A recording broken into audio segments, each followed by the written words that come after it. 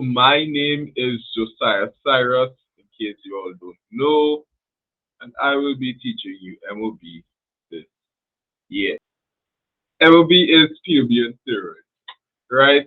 So what you would realize is a lot of these things that we do in M.O.B, you would have done it in some form in POB.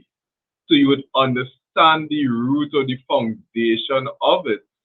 It's heavy, but it's not, this is not physics, right? This is not pure math.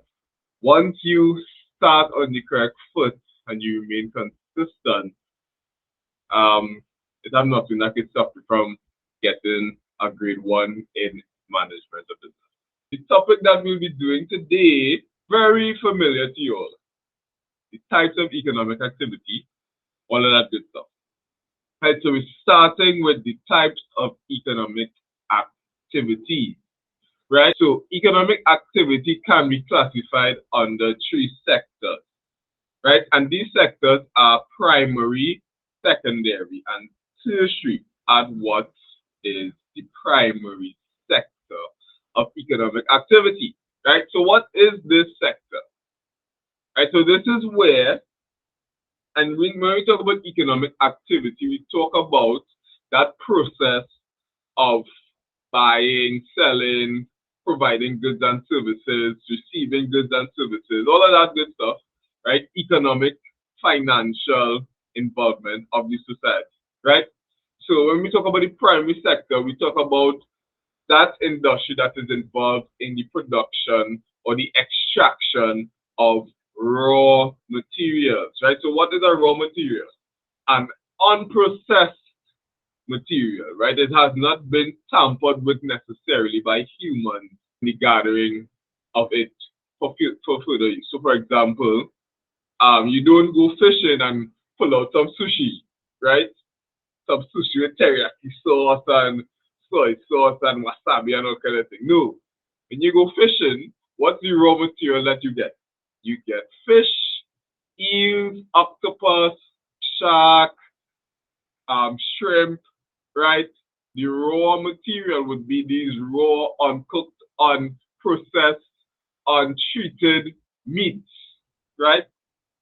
So that's what the role of the primary sector is, right? To extract raw materials from nature, right? And either use it as it is or process it in some way, and we'll go on to what the sector that processes it is called.